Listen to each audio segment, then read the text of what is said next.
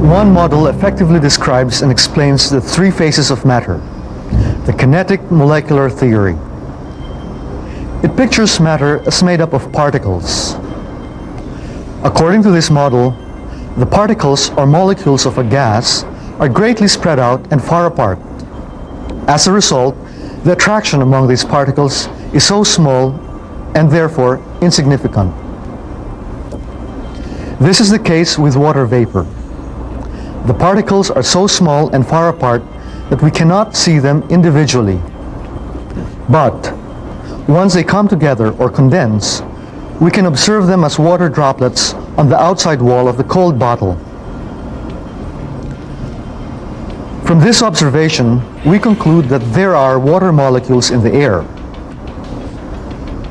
According to the kinetic molecular theory, gas molecules are not only spread out, they also move randomly and constantly at high speeds and in straight lines.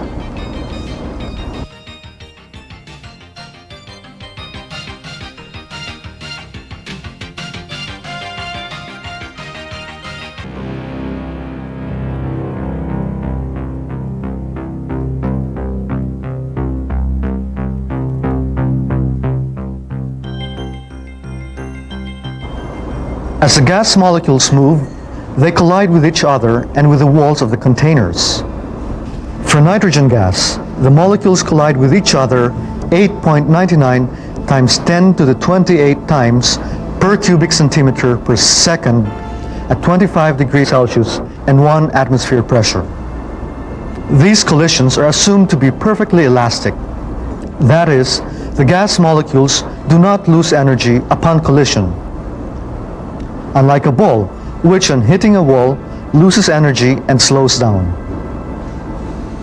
The pressure of the gas is the force of the collisions of the molecules with a unit area of the wall of the container. The more frequent the collisions are, the higher the gas pressure is. Pressure will not change as long as the gas is in a sealed container and the temperature is kept constant. Here is a pressure gauge attached to a gas tank. It tells us how much gas is in the tank.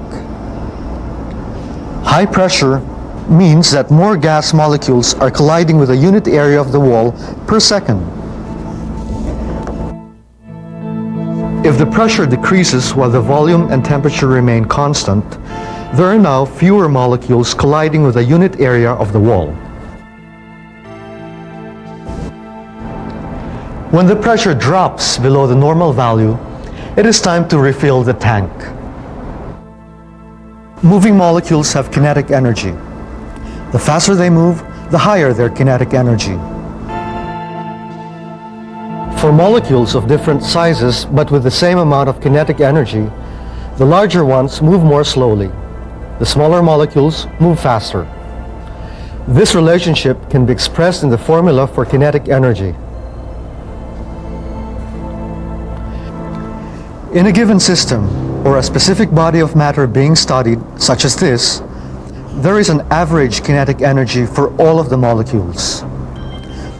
Some molecules, however, move faster than the average value and have a higher than average kinetic energy.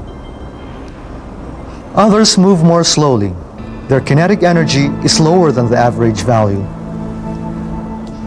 This average kinetic energy of the molecules is directly proportional to the absolute temperature.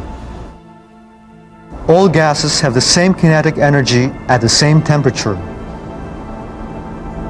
At 0 degree Kelvin temperature, molecules would stop moving since they have zero kinetic energy. Let's recall the phase diagram of water. We saw that water enters the gas phase at high temperatures and low pressures. This is true for other substances as well.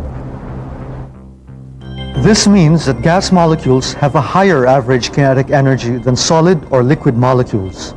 This also means that substances in their gas phase have fewer molecules per unit volume than in their solid or liquid phases.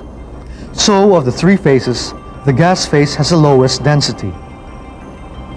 The higher kinetic energy of gas molecules keeps them moving at high speeds. This enables them to escape the attractions of surrounding molecules. As the temperature goes down, the molecules slow down. If the temperature is low enough, the attractions of surrounding molecules begin to offset the kinetic energy of the molecules. As a result, the molecules come closer together, so they now have a definite volume. But these forces are not yet strong enough to keep them in a rigid shape. This is the liquid phase of the substance. Like gases, the liquid molecules move in straight lines. This is called translational motion. But the liquid molecules are now slower than in the gaseous phase. This is why liquids flow. As the temperature goes on further and the pressure increases, the molecules become rigid and only vibrate or rotate. Substances then enter the solid phase. Matter in the solid phase is more closely packed. For each unit of volume, there are more molecules. This is why solids have more mass per unit volume or greater density. In solids, strong forces of attraction hold the molecules together. Now we understand why substances become solid at low temperatures and high pressures.